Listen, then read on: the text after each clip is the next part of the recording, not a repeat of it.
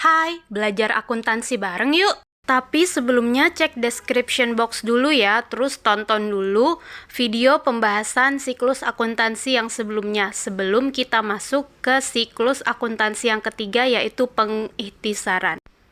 Pengikhtisaran adalah menyajikan informasi yang telah dikelompokkan ke dalam bentuk laporan seperti yang diinginkan pemakai. Pengikhtisaran dilakukan pada akhir periode akuntansi setelah pencatatan dan pemindah bukuan selesai dikerjakan ya.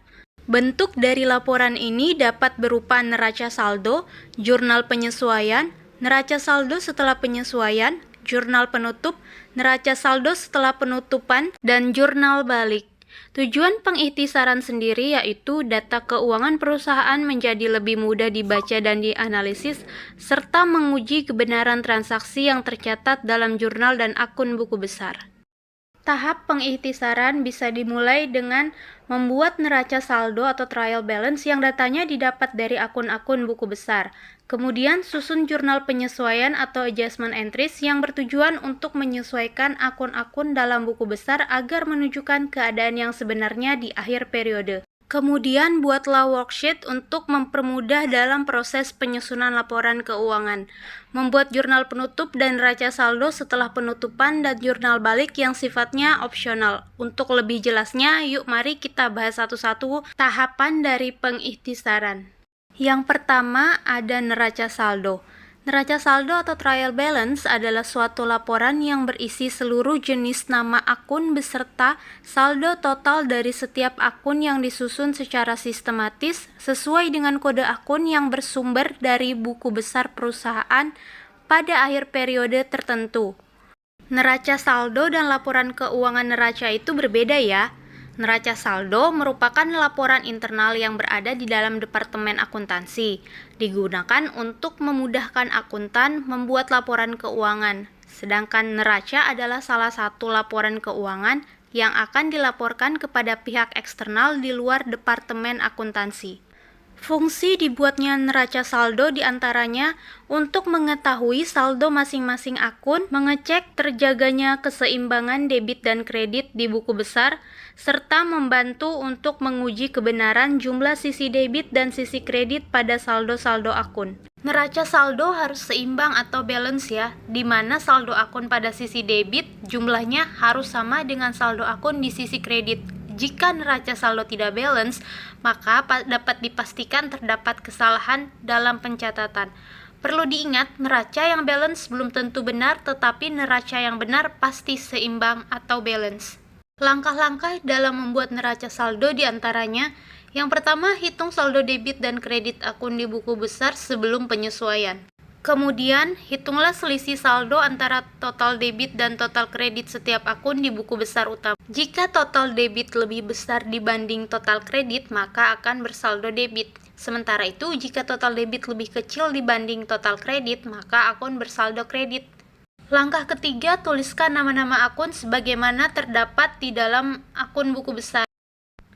Cantumkan saldo masing-masing akun tersebut sesuai posisinya debit atau kredit. Langkah terakhir yaitu menghitung total kolom debit dan kolom kredit untuk meyakinkan bahwa total kolom debit dan kolom kredit sudah sama atau balance. Nah, ini dia contoh format neraca saldo. Formatnya cukup sederhana, terdiri dari nomor akun yang diisi sesuai dengan nomor kode akun, kemudian ada kolom nama akun, diisi sesuai dengan urutan nomor akun, dan ada kolom debit dan kredit. Oh iya, jangan lupa untuk menambahkan kolom saldo total dan judul pada laporan neraca. Setelah membuat neraca saldo, selanjutnya adalah membuat jurnal penyesuaian. Menurut Diktat Politeknik Negeri Samarinda, jurnal penyesuaian adalah jurnal yang dibuat pada akhir periode untuk menyesuaikan saldo-saldo perkiraan atau akun, sehingga menunjukkan keadaan sebenarnya sebelum penyusunan laporan keuangan. Untuk membuat jurnal penyesuaian, yang pertama buatlah neraca saldo yang belum disesuaikan. Setelah itu, lakukan analisis terhadap setiap akun yang ada di dalam suatu usaha. Telaah semua data transaksi yang sebelumnya sudah tercatat tetapi tidak sesuai dengan keadaan yang sebenarnya. Perlu diingat, jurnal umum dan jurnal penyesuaian tidak sama ya. Jurnal umum itu berisi catatan kita atas semua transaksi yang terjadi, sedangkan jurnal penyesuaian itu dibuat untuk mengoreksi kegiatan transaksi yang sudah dilakukan. Jurnal penyesuaian dikelompokkan menjadi 8 jenis. Yang pertama ada jurnal penyesuaian beban dibayar di muka atau prepaid expense. Beban dibayar di muka adalah beban yang sudah dibayarkan oleh perusahaan, namun sebagian dari beban tersebut sebenarnya harus dibebankan pada periode yang akan datang karena manfaatnya belum habis kita gunakan. Pencatatannya bisa dilakukan dengan dua cara, yaitu pencatatan yang diakui sebagai beban dan pencatatan yang diakui sebagai harta atau aset. Kita ambil contoh untuk transaksi sewa kantor dibayar di muka. Jika pencatatannya sebagai beban, maka jurnal umum pada saat pembayaran yaitu beban sewa kantor terhadap kas. Sedangkan jurnal penyesuaiannya yaitu sewa kantor dibayar di muka terhadap beban sewa kantor. Dicatat sisa yang belum menjadi beban. Sedangkan jika pencatatannya diakui sebagai harta atau aset, maka jurnal umum pada saat pembayarannya itu yaitu sewa kantor dibayar di muka terhadap kas, dan jurnal penyesuaiannya beban sewa kantor terhadap sewa kantor dibayar di muka. Dicatat yang sudah menjadi beban. Di sini aku lebih prefer ke pendekatan neraca karena menurutku lebih mudah dipahami dan lebih simpel pada akhirnya. Jurnal penyesuaian yang kedua yaitu beban yang masih harus dibayar atau accrued expense.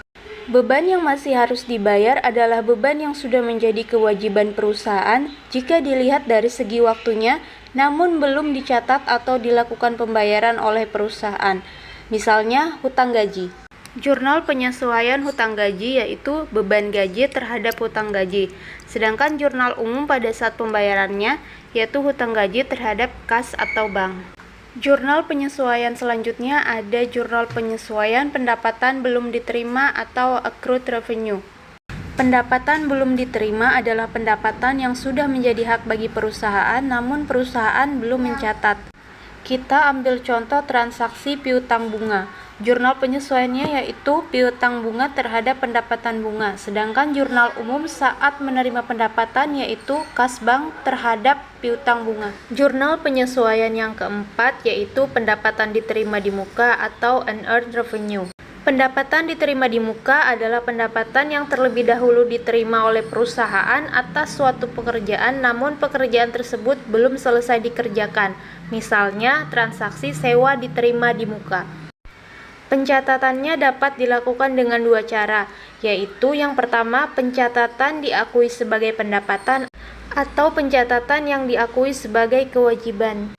Jika pencatatannya diakui sebagai pendapatan, maka jurnal umum pada saat pengakuannya itu yaitu kas atau bank terhadap pendapatan sewa. Sedangkan jurnal penyesuaiannya yaitu pendapatan sewa terhadap sewa diterima di muka. Jumlah yang tercatat periode yang belum digunakan oleh si penyewa. Sedangkan jika pencatatannya diakui sebagai kewajiban, maka jurnal umum pada saat pengakuannya yaitu kas atau bank terhadap sewa diterima di muka. Sedangkan jurnal penyesuaiannya yaitu sewa diterima di muka terhadap pendapatan sewa. Jumlah yang tercatat periode yang sudah digunakan oleh si penyewa. Selanjutnya ada penyusutan aktiva tetap. Penyusutan aktiva tetap adalah berkurangnya kemampuan suatu aktiva untuk memberikan manfaat ekonomi secara berangsur-angsur sejalan dengan perjalanan waktu. Jurnal penyesuaiannya yaitu beban penyusutan terhadap akumulasi penyusutan. Disesuaikan saja dengan nama aktiva tetap yang mengalami penyusutan.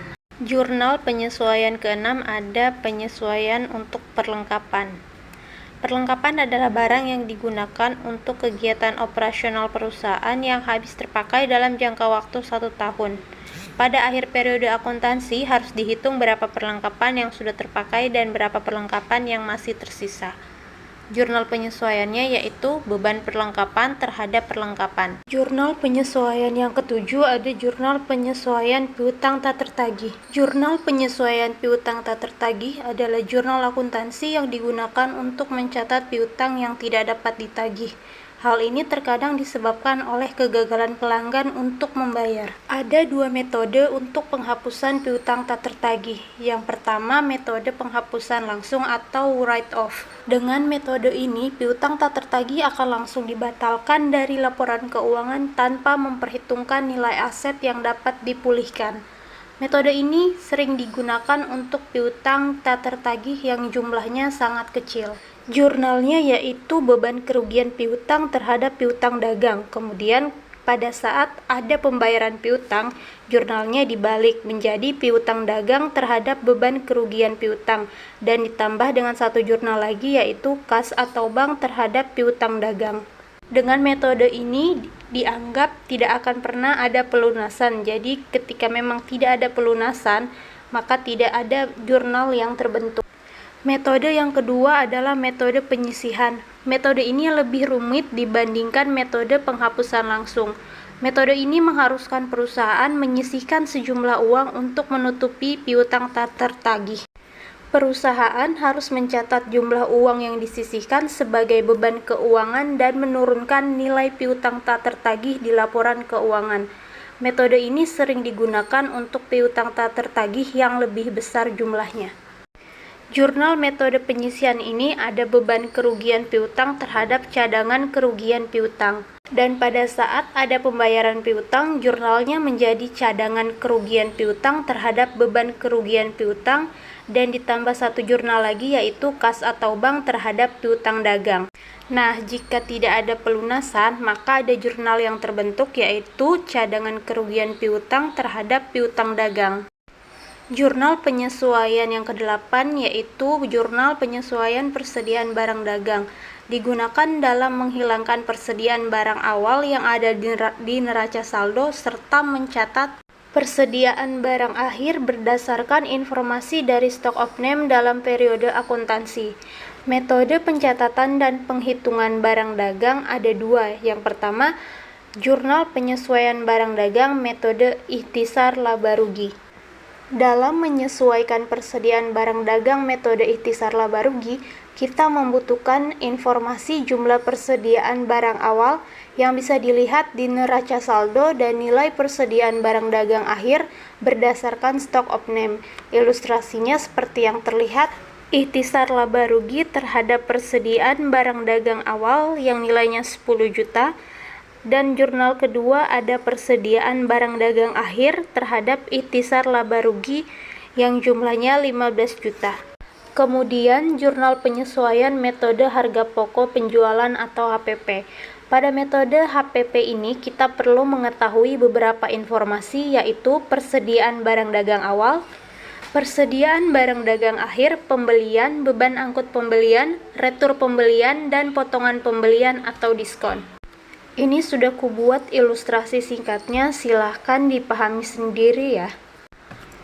Karena penjelasan video ini durasinya cukup panjang, jadi perlu kuingatkan lagi ya, isi pembahasan kita kali ini adalah membahas komponen dalam pengikhtisaran, yaitu neraca saldo, jurnal penyesuaian, neraca saldo setelah penyesuaian, jurnal penutup, neraca saldo setelah penutupan, dan jurnal balik.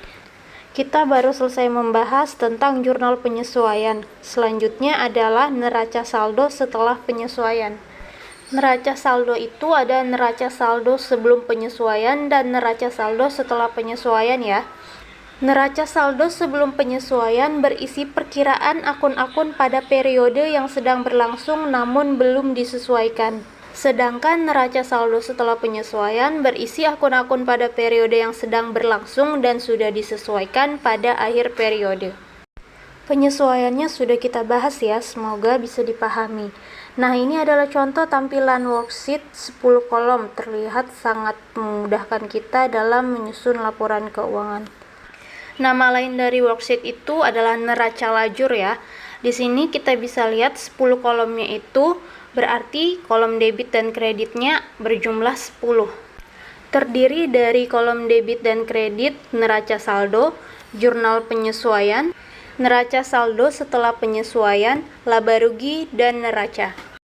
Komponen pengikhtisaran selanjutnya ada jurnal penutup atau closing entries. Jurnal penutup dibuat pada akhir periode akuntansi setelah penyusunan laporan keuangan perusahaan. Komponen jurnal penutup ini nilainya harus menjadi 0 agar tidak mempengaruhi transaksi periode berikutnya. Akun yang harus dibuatkan jurnal penutupnya yaitu yang pertama akun nominal, terdiri dari pendapatan dan beban. Pada perusahaan jasa disebut akun pendapatan usaha, sedangkan pada perusahaan dagang disebut dengan akun penjualan. Kemudian jurnal penutup selanjutnya yaitu akun pembantu modal, terdiri dari ikhtisar laba rugi dan prive. Terakhir menutup akun dividen ke akun laba ditahan. Setelah jurnal penutup diposting ke setiap akun, maka yang tersisa adalah perkiraan real, yaitu harta, hutang, dan modal. Berikut adalah akun-akun yang terlibat dalam jurnal penutup. Yang pertama, untuk menutup akun pendapatan atau penjualan, yaitu pendapatan atau penjualan terhadap ikhtisar laba rugi. Kemudian untuk menutup akun beban, ada ikhtisar laba rugi terhadap biaya-biaya, misalnya biaya gaji, biaya HPP, dan biaya penyusutan. Selanjutnya menutup akun ikhtisar laba rugi ketika terjadi laba dan ketika terjadi rugi. Ketika laba, maka jurnalnya adalah ikhtisar laba rugi terhadap modal. Dan jika terjadi kerugian, jurnalnya adalah modal terhadap ikhtisar laba rugi. Dibalik aja. Sedangkan untuk menutup akun prive, jurnalnya adalah modal terhadap prive. Dan terakhir menutup akun dividen, yaitu laba ditahan terhadap dividen. Sebelum lanjut, kuingatkan lagi ya, neraca saldo itu ada neraca saldo sebelum penyesuaian, neraca saldo setelah penyesuaian, kemudian kita membuat laba rugi atau neraca, selanjutnya dibuat jurnal penutup, dan sekarang kita akan membahas neraca saldo setelah penutupan. Neraca saldo setelah penutupan berisi akun-akun real saja, yaitu harta, hutang, dan modal yang saldonya tetap terbawa ke periode selanjutnya. Jika harta, hutang, dan modal sudah seimbang, maka artinya pencatatan transaksi sudah benar dan tidak ada ketimpangan sehingga siap masuk ke periode akuntansi selanjutnya. Untuk format neraca saldo setelah penutupan itu sama saja dengan format neraca saldo sebelum dan setelah penyesuaian. Paling yang membedakan itu cuma dari judul laporannya saja. Kemudian komponen pengikhtisaran selanjutnya ada jurnal balik atau reverse entry. Jurnal balik adalah jurnal untuk membalik jurnal penyesuaian yang menimbulkan akun neraca baru. Jadi tidak semua dalam jurnal penyesuaian membutuhkan jurnal balik. Dan dalam tahapan siklus akuntansi, jurnal balik ini sifatnya opsional. Artinya kita boleh membuat dan kita juga boleh tidak membuat jurnal pembalik. Jurnal balik dibuat ketika beban dibayar di muka dicatat dengan metode beban, sehingga jurnal umumnya yaitu beban asuransi terhadap kas. Kemudian jurnal penyesuaiannya yaitu asuransi dibayar di muka terhadap beban asuransi, sehingga jurnal baliknya yaitu beban asuransi terhadap asuransi dibayar di muka. Kemudian jurnal balik yang kedua ketika pendapatan diterima di muka dicatat dengan metode pendapatan, sehingga jurnal umumnya yaitu kas atau bank terhadap pendapatan sewa, yang kemudian jurnal penyesuaiannya menjadi pendapatan sewa terhadap sewa diterima di muka, sehingga jurnal baliknya yaitu sewa diterima di muka terhadap pendapatan sewa. Kemudian jurnal balik ketika ada beban yang belum dibayar atau hutang beban. Jurnal penyesuaiannya misalnya beban telepon atau internet terhadap hutang telepon atau internet. Sehingga jurnal baliknya yaitu hutang telepon atau internet terhadap beban telepon atau internet. Kemudian yang terakhir ada pendapatan yang masih harus diterima. Jurnal penyesuaiannya yaitu misalnya piutang bunga terhadap pendapatan bunga. Jurnal baliknya pendapatan bunga terhadap piutang bunga. Sekali lagi buat catatan, jurnal balik itu dibuat pada awal periode akuntansi berikutnya. Tapi penyusunan jurnal balik dalam tahapan siklus akuntansi adalah opsional. Artinya tidak wajib untuk dibuat, tetapi jika jurnal ini dibuat akan mempermudah pencatatan transaksi di awal periode akuntansi dan meminimalisir kesalahan pencatatan. Sekian pembahasan tentang pengikhtisaran, sampai jumpa di video siklus akuntansi berikutnya.